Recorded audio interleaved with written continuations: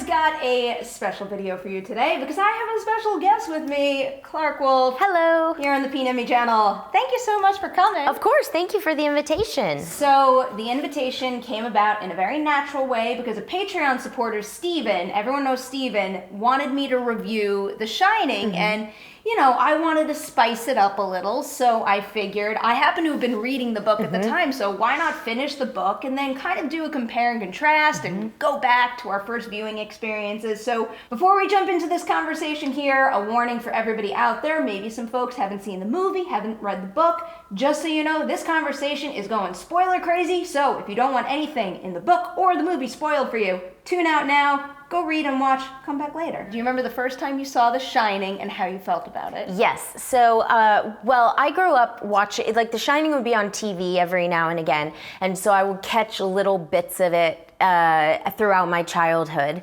But the first time I saw the movie, truly sat down from start to finish, was when I was 22. It was like way later. Now, The Shining is one of those movies, I think, and I don't know, you may agree, that is like so ingrained in pop culture that I feel like you've seen it even if you haven't seen it. And I had seen the movie in full, in pieces, just never like sat down to watch from front to back. For my first viewing, it was when I was way younger, and I mean like probably 8 or 9. I had one friend growing up who was always the friend that when you went over to her house, you watched things you weren't supposed to. And I just very vividly remember watching with her Poltergeist and The Shining. And there were certain visuals in The Shining because I had watched it then and then just never went back to rewatch it until I got much older and I caught myself watching all these classics over and over and over again. And at the time it was just, you know, things like the blood elevator, which I learned is not in the book when I finally read it.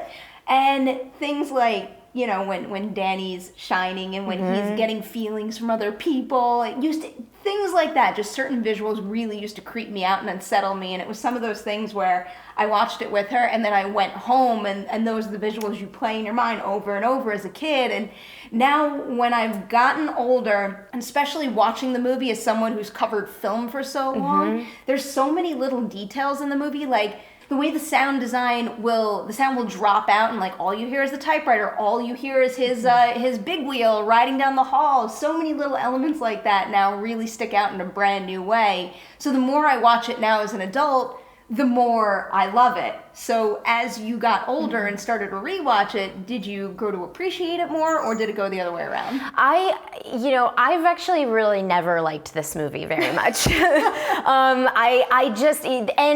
the thing that I didn't know this at the time, but the thing that it always was for me is apparently Stephen King's sticking point as well. Basically, Jack Torrance, the first minute you see him in the movie, he's insane. I mean, or he's like really up to that line, you know, and basically spends most of the movie at 11, you know, and there are elements of the performance of Jack Nicholson's performance that I love. I mean, I think like when he goes into full beast mode, he's so entertaining and compelling.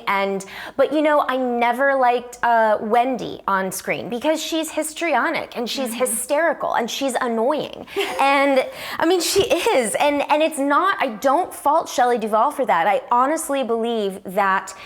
Because I actually just did an episode of my podcast about this movie. And in rewatching it, I truly believe that Jack Torrance is Stanley Kubrick's favorite character. And I don't believe that he cares for or about Wendy or Danny for that matter. Yeah. And that's a decision that he makes that I believe he made as a director, and that's totally fine because that's the movie he intended to make. But in terms of a storytelling perspective, it's just not compelling to me for those reasons. Yeah, I mean, that's a perfect transition into reading the book for the first time because I think that was one of the biggest shocks for me having read the book after having watched the movie so many times is in the book, not just Wendy, but Danny are much stronger characters, whereas, you know, Wendy did seem like she was completely out of control the entire movie. And, you know, I never really thought about that, maybe because I had started watching it so young and didn't really think about it too analytically until I got older. And it just was what it was. I don't think I ever had the chance to assess it in that sense. But then after reading the book and seeing how capable she is, particularly though with Danny, because he's a powerful character in the book. You look at his shining ability as a real ability, an ability that could give him an advantage in this situation, and that is not really the case as much in the movie. It's almost like he's just being given these visions, and there's very little he can do with them, and very little he can do with them to save his mother and to maybe even help his father. And the same thing I think is true of Jack, where just like you said, when you first see him in the movie, he is basically on the verge of being insane, being maybe consumed by the hotel and completely manipulated by it.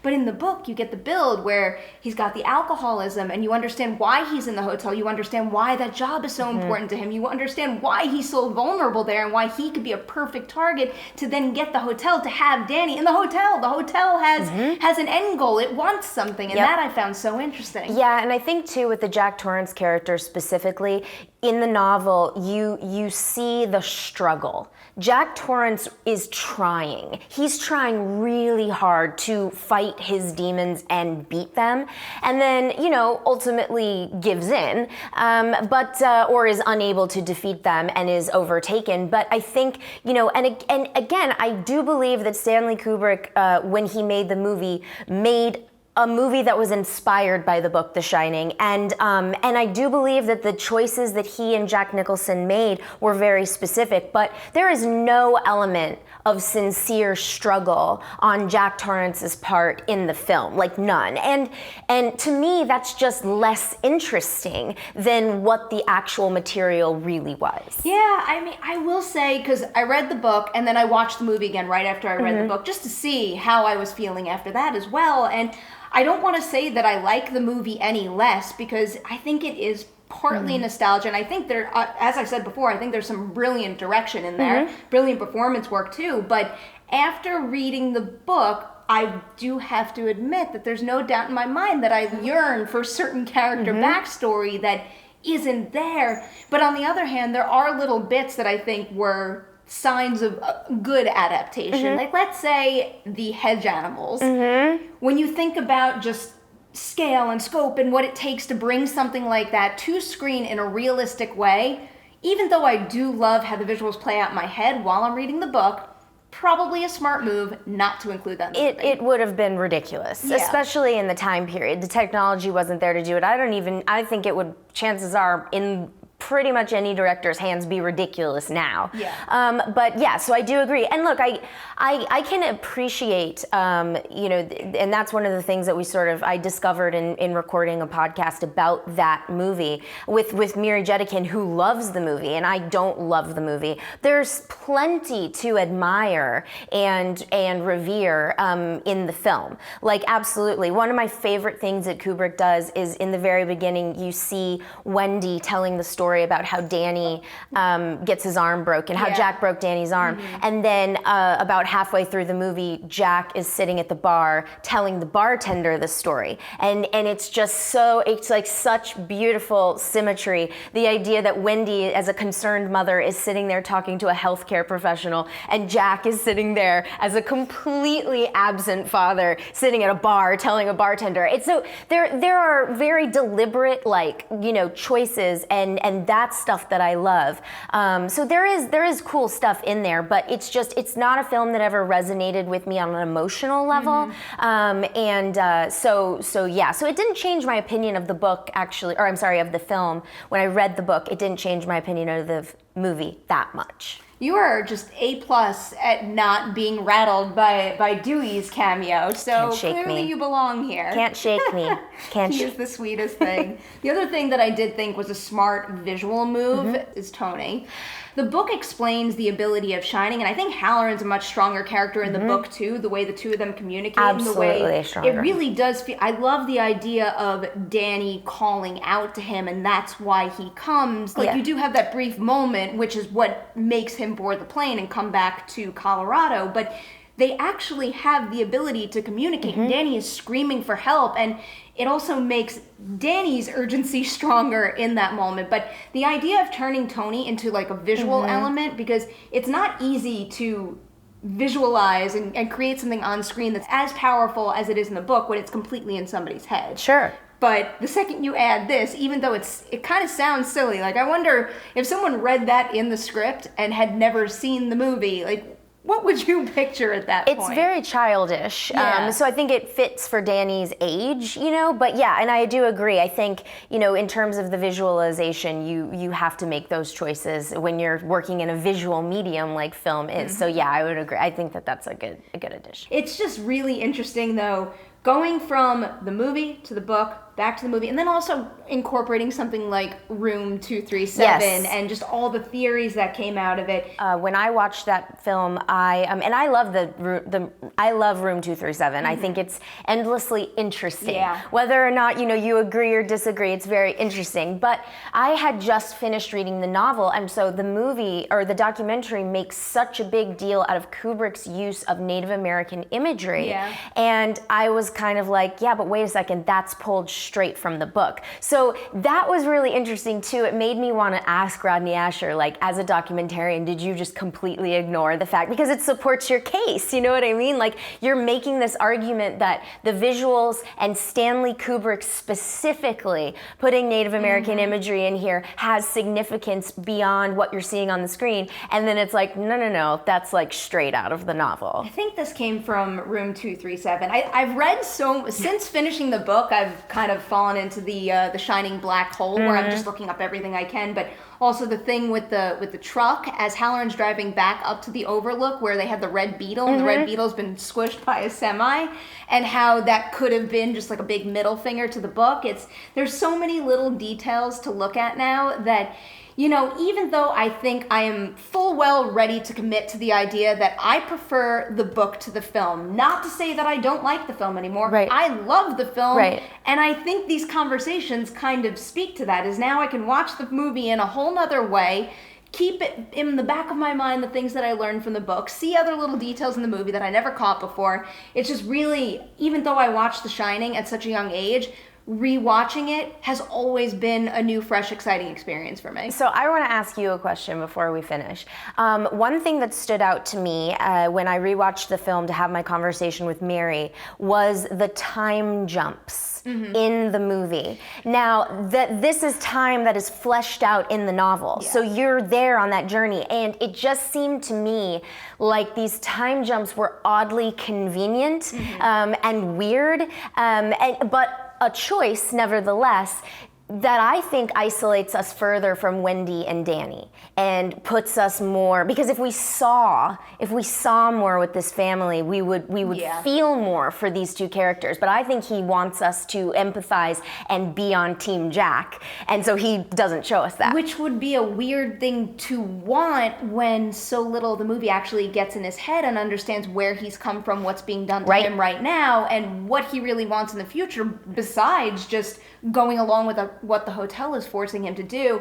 I don't necessarily want to blame it on the time jumps, though, just because it's so connected to not spending any time with the family before they go up to the Overlook, or even on the whole journey up to the Overlook for that matter. But the time jumps did strike me when I watched the movie for the first time after having read the book, because there's also so many little details and little occurrences, like the hedge animals, like the beehive, things like that are kind of paving the way and building dread, and also give you time to see Jack kind of not necessarily waste away, but lose control, like fight against the Overlook, but then come to realize that he has no choice but to submit to it. And that is such an interesting character journey, paired with Danny realizing what's happening too, because that book, I like both endings. The book ending is very, very interesting to me, particularly because of what Danny and Jack come to at the end and the realization they come to.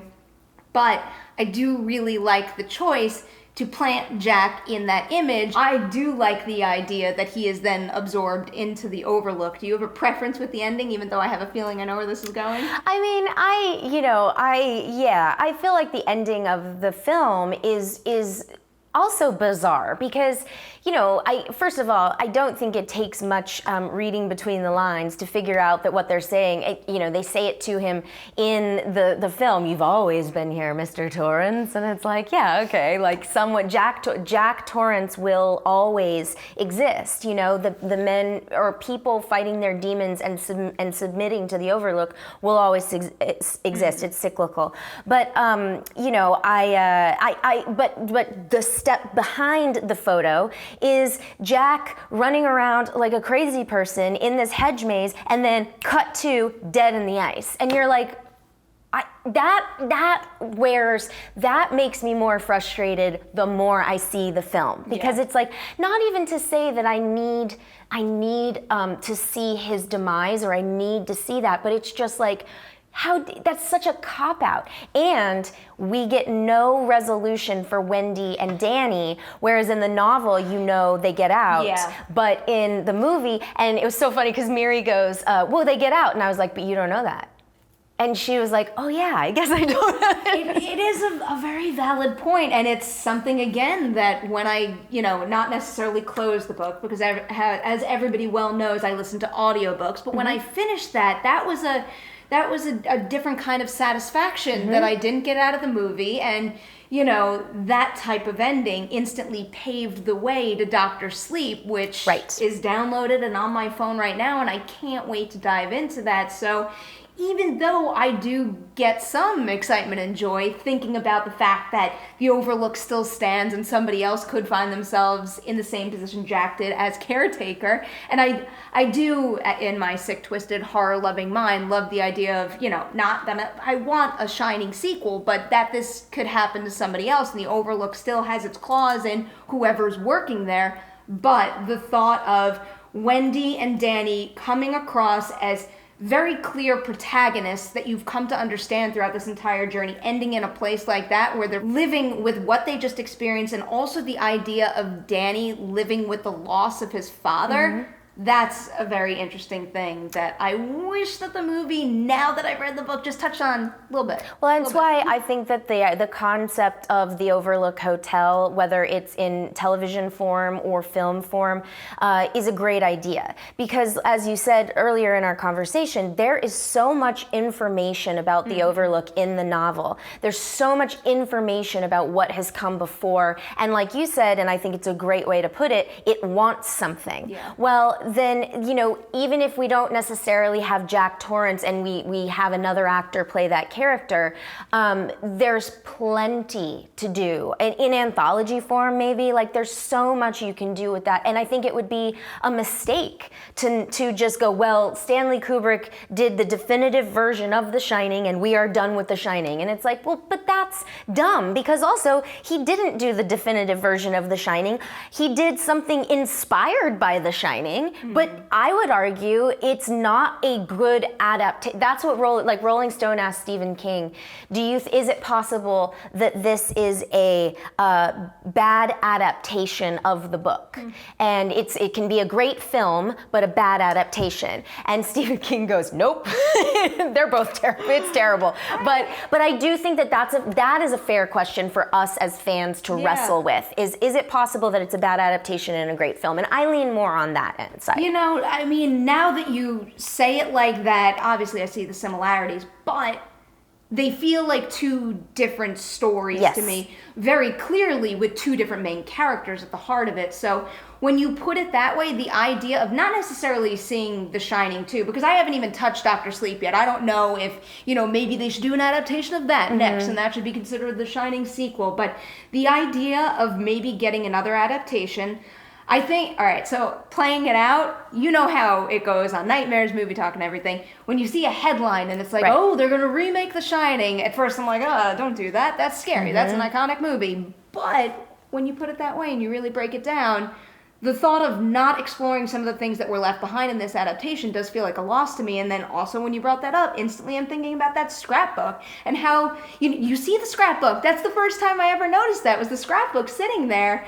And the idea of having all that information and all these different time periods to play with, that would be just so interesting to me. Yeah, allegedly, I think it was Glenn Mazzara was working on either a feature film or a television adaptation called The Overlook Hotel, but you know, you hear more about movie news than I do, and I haven't heard much about it lately, but you know, we'll see. But I do think that, yeah, I think it would be a mistake to not revisit the world of The Overlook Hotel simply because Stanley Kubrick's movie is considered a classic. Thank you so much, Clarke, for Thank you for having me, me. for talking about The Shining. Steven, you know I'm always going to say thank you over and over. I appreciate your support on Patreon and everything else you do with the Twitter account and everything. Thank you guys so much for watching. Clarke, where can everybody find you on the internet? And also do tell them about your podcast as well. Yes, the podcast is called Sending the Wolf, and the premise is very simple. The guest picks any movie off of any AFI list, and we talk about it. It's that simple. We're about 10 episodes in now, and The Shining is a movie that we've covered. And you can find that on all of your podcast apps: iTunes, Stitcher, Podcast Addict, and Google Play Music has given me the runaround, so I'm working on getting it back up there. But as always, you can find me at Clarke Wolfe, Clarke with an E, Wolfe with an E. You guys should go do that, and also keep an eye out for more videos right here on this YouTube channel. We'll see you soon.